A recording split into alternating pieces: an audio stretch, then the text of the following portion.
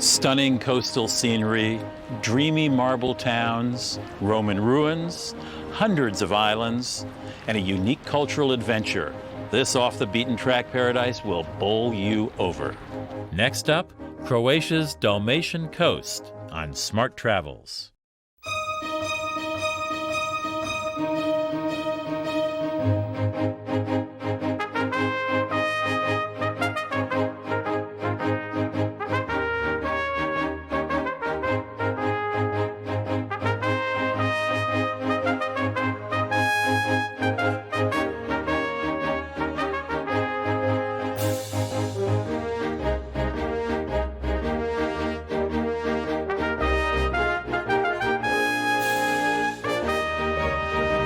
Smart Travels is a grand tour of the old world, the people, places, sights, and distinctly European flavors.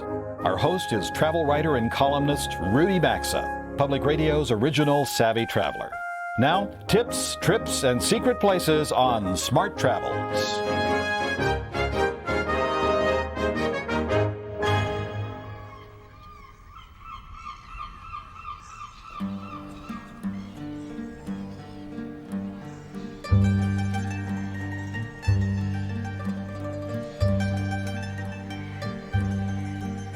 Limpid, calm waters, rock-bound coves, and shimmering stone cities, Croatia's Dalmatian coast is Europe's less traveled Riviera.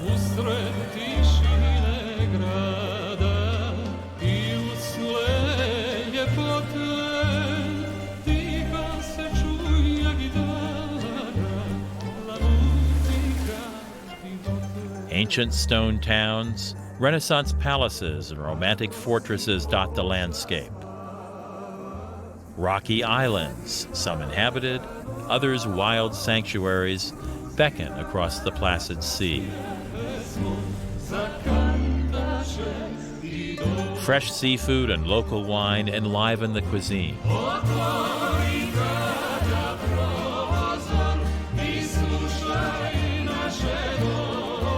All that in a sunny climate make Dalmatia a prime Mediterranean destination. Dalmatia is the coastal region of Croatia with a history of its own. This beautiful and strategic region has been fought over for centuries by the Romans, Venetians, Hungarians, Turks, and French. Dalmatia's more powerful neighbors took what they wanted and kept the populace in poverty. Yet, through their ingenuity and independent spirit, the coastal people managed to flourish in the 15th and 16th centuries, boasting a huge merchant fleet. In the early 1990s, a devastating civil war rocked the region. Today, only the mismatched roof tiles recall that war, and tourism has returned full force.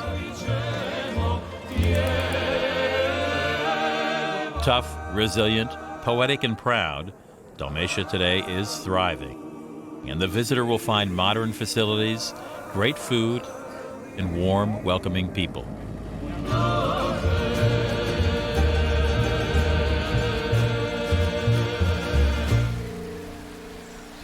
There's something mysterious and exotic about the Dalmatian coast. You truly feel as though you've stumbled back in time amid all the turrets, towers, and ancient ruins. Add to that the sun, the surf, the solitude, and you have the makings of a perfect holiday.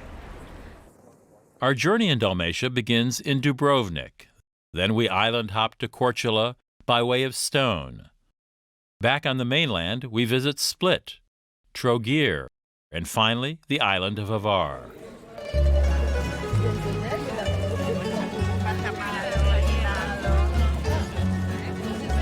Dubrovnik. Named a World Heritage Site for its beauty and cultural significance, this walled medieval gem once reigned as the most powerful city in the southern Adriatic. The most dramatic and romantic way to know Dubrovnik is to circumnavigate the city walls, taking in views of the town, the tile roofs, and the clear blue sea.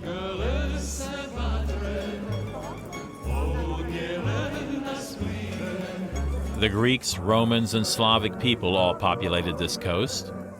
Dubrovnik passed hands many times, but in the 15th and 16th centuries, the city remained fairly independent through the payment of tributes and shrewd alliances. Known as the city-state Ragusa, Dubrovnik commanded the third largest merchant fleet in the world. Built between the 13th and 15th centuries, the city walls stretch for 1.5 miles and are as high as 80 feet in some places.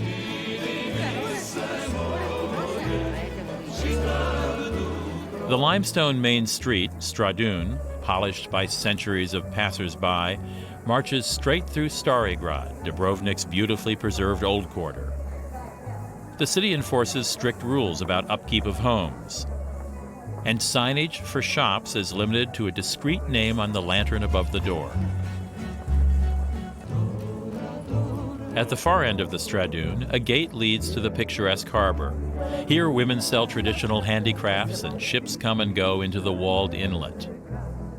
In the 16th century, Dubrovnik's sea trade reached its zenith, and boats regularly sailed from here to the far corners of the globe. Today, enormous cruise ships often loom in the harbor, and the streets suddenly overflow with tourists at midday.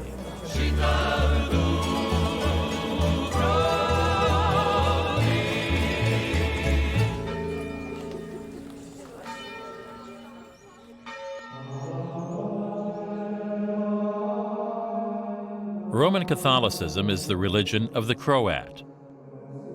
The Serbs belong to the Eastern Orthodox Church. Neighboring Serbia differs culturally as well, influenced by the Eastern Roman Empire, whereas the West dominated in Dalmatia. Catholicism flourished here as popes promoted the building of monasteries and churches. In Dubrovnik's 14th century Franciscan monastery, you can wander through lovely cloisters where animal and human heads adorn the dual columns.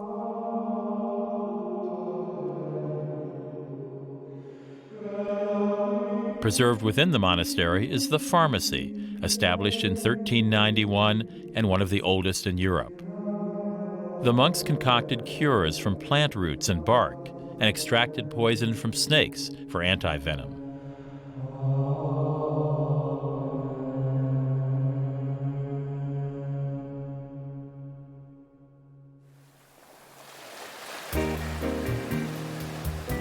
Most of Dubrovnik's hotels are located outside of the old town. At the newly renovated Grand Palace Hotel, every room commands a stunning view of the sea. Here, swimming pools nearly merge with the turquoise water, and there's an open-air restaurant where you can gaze out and plan your route to the islands. If you crave a beach break, you can grab a water taxi to the wooded island of Lokrum, just 10 minutes away. In fact, for the best beaches, it's a good tip to get out of the major towns and take water taxis to nearby islands.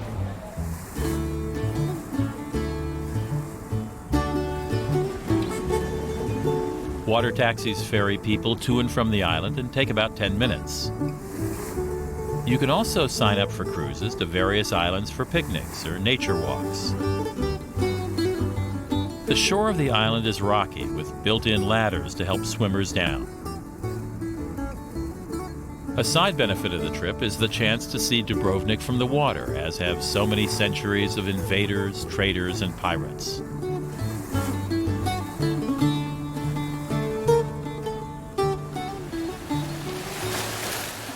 The Dalmatian coast can be explored entirely by boat. Ferries run to all the major towns and cities, or you can rent a sailboat or yacht and design your own itinerary. With more than 1,100 islands and countless private coves, this gorgeous archipelago is a boater's paradise.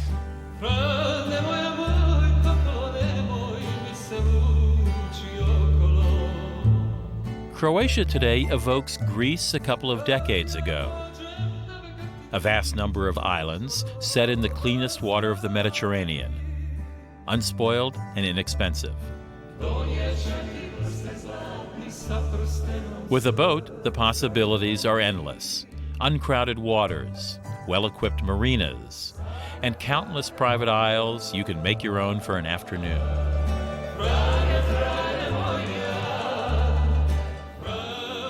For the moment, Croatia manages to balance tourism with unspoiled beauty.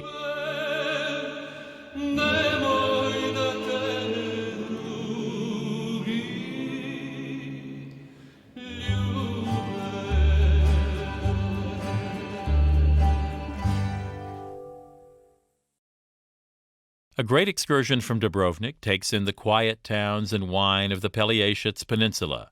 Then we island hop to stunning Korčula. Little more than an hour's drive from Dubrovnik, I came upon a walled town that once provided the Ragusa Republic with riches. In 1333, when the wall above stone was completed, it was the world's second largest fortification after the Great Wall of China. The Republic of Ragusa built walls around the town of Stone to protect the salt works, a series of shallow pools in the bay where salt is still collected today. All the residents of this tiny town were required to harvest salt by hand. 2 witnesses had to observe any sale of salt to prevent fraud.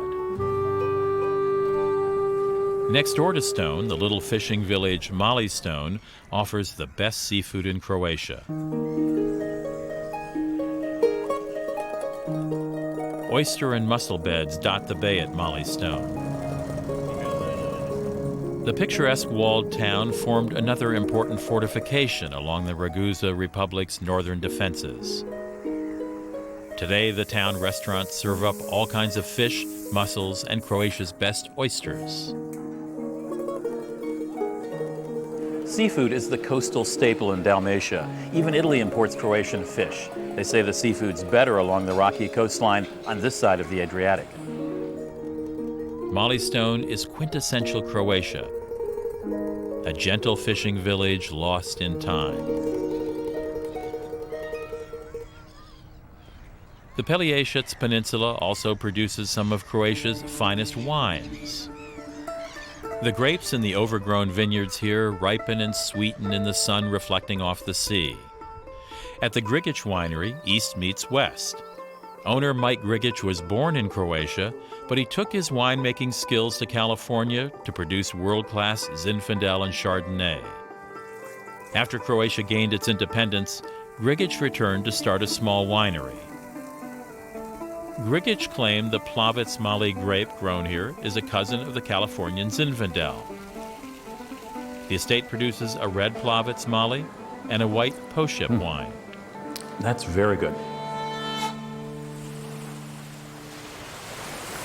The Pelješac Peninsula offers sandy beaches and pleasant towns, but the real gem lies across the water from the town of Oro Beach.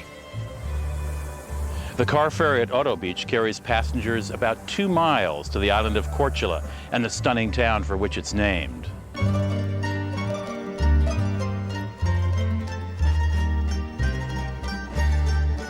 Perhaps the most romantic of all the Croatian walled beauties, Korčula makes a spectacular first impression. Ima jedna vječna pjesma, starija od revelina, poput sače mandolina, ona će ti otkrit tajnu.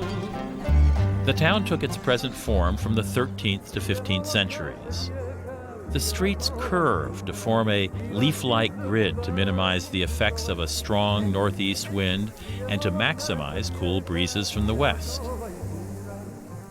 Gray stone houses, red tile roofs, fortress walls, and a splash of green palm trees, Korčula town makes an idyllic island retreat.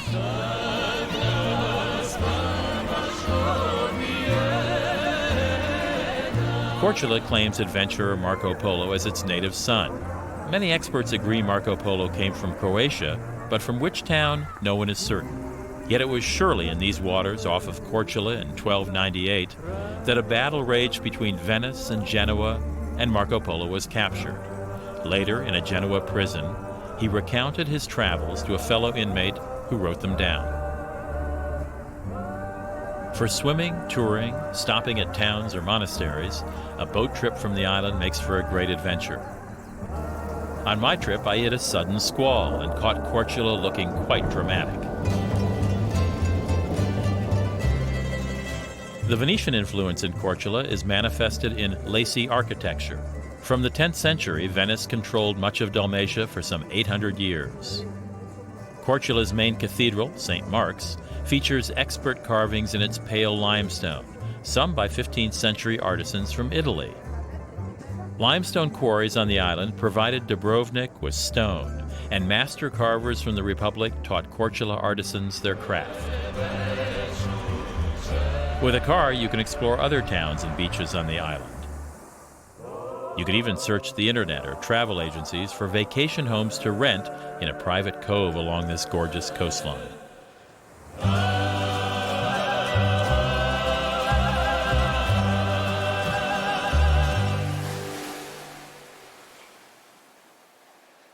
Back on the mainland, we tour the ancient city of Split and its neighbor, Little Trogir, then hop a ferry to one last island, Hvar. Croatia's second largest city, Split, began as a Roman palace, and today a jumble of centuries exists within its glorious shell.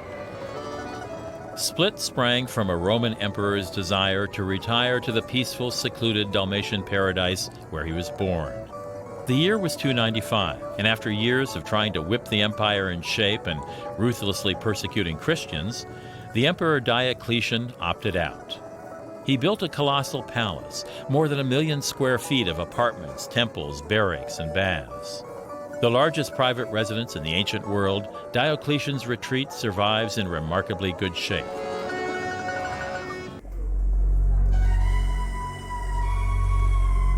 The peristyle, or open square with its granite columns, once served as the public meeting place and grand entranceway to the imperial quarters. Diocletian spared no expense, importing what, even to him, were ancient black granite sphinxes from Egypt that date all the way back from the 15th century BC. The mausoleum of Diocletian later became a Christian church, St. Dominus.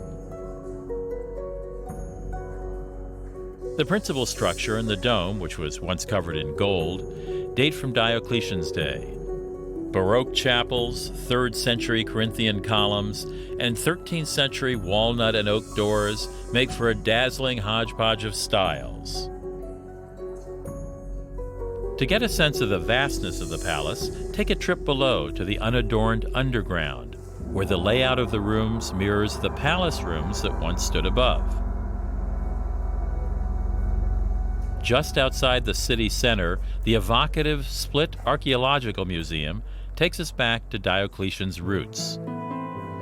Here in a lovely courtyard, you can wander among sarcophagi from the ancient town of Salona, where Diocletian was born. Enchanting mosaics and eerily lifelike tomb sculptures are jumbled together in a way that makes you feel you're discovering them for the first time. The city of Salona, or Solun, was located 4 miles northeast of Split.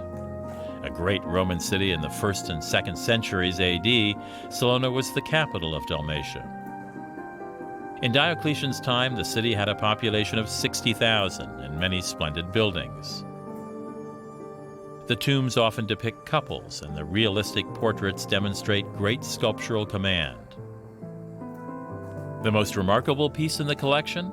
A glowing tomb illustrating the Greek story of Phaedra, who falls in love with her stepson and then kills herself. The tomb was buried with the relief side protected by a building, thus the remarkable preservation.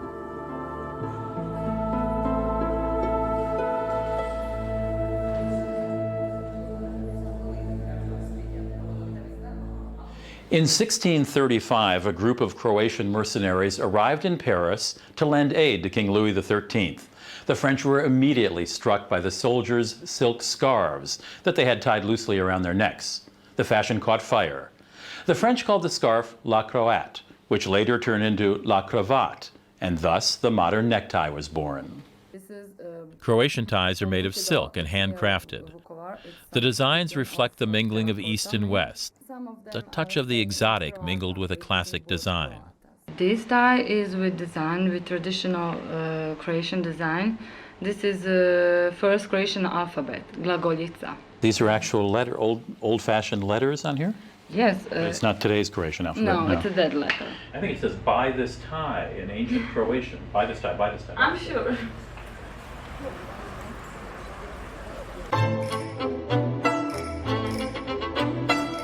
For something completely different and more modern in Split, the Mestrovich Gallery houses a collection of sculpture by Ivan Mestrovich. The artist was born on the coast in 1883. An illiterate shepherd boy, Mestrovich began attracting attention with his wood carvings and was soon apprenticed to a stone carver in Split. His work went on to receive international acclaim. Mestrovich's sculptures are influenced by Greek classical art and inspired by religion and Croatian nationalism. His fluid lines and swooning bodies are sensual, poignant, and powerful.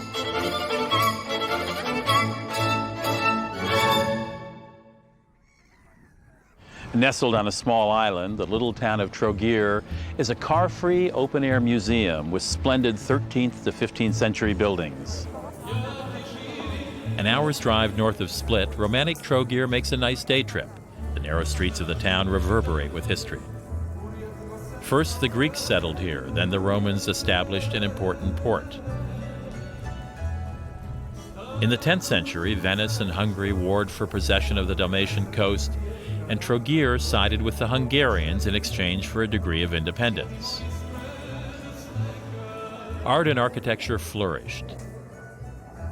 In the 15th century, Venice finally took over the town and added its own distinctive style.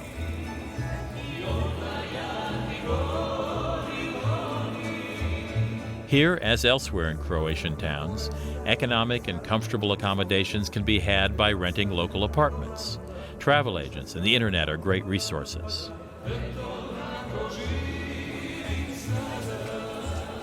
Trogir's gloriously faded stone streets are some of the narrowest and most evocative in Croatia.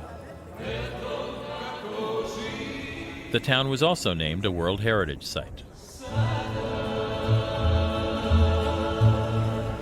A long day trip from Split, or an ideal getaway for a few days, our last island stop awaits. I've docked at another spectacular island called Hvar. Pirates used to cruise these waters until the Venetians drove them out in the 13th century. Then the town flourished. The Venetian legacy of fine carving and Renaissance palaces graces Hvar town, the most beautiful town on the island. In the 15th century, Hvar grew quite wealthy, as all Venetian boats stopped here en route to and from Venice. Today, the island town attracts wealthy European vacationers. A pleasant afternoon can be had strolling along the waterfront and shopping for lavender products. Lavender grows in profusion on the hillsides, and you can purchase the perfumed herb in many forms. Oh, that's lovely. Yeah. Lovely. And this is Lavender oil. lavender oil. A long seaside walkway hugs the shore and meanders past rocky coves and small beaches. At the end of the promenade, a 15th century Franciscan monastery stands watch over a sleepy cove. Here, too, water taxis ferry people to islands for swimming or exploring. Some vacation rentals on the island include a boat for guests. Sweet views can be had from the Fortress Spaniol, a fortified medieval castle built to defend against attacks from all the invaders who coveted these shores.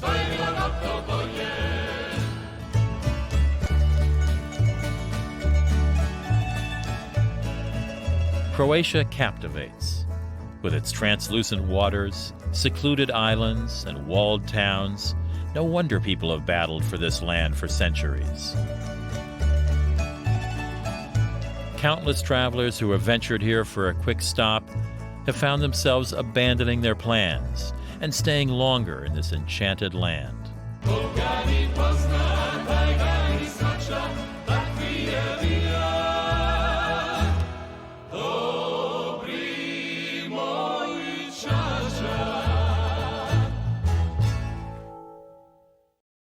Here, on an island forgotten by time, there's nothing better to do than enjoy fresh local seafood and wine and watch the sunset in the Mediterranean. From Paradise Found, I'm Rudy Maxa on the Dalmatian Coast.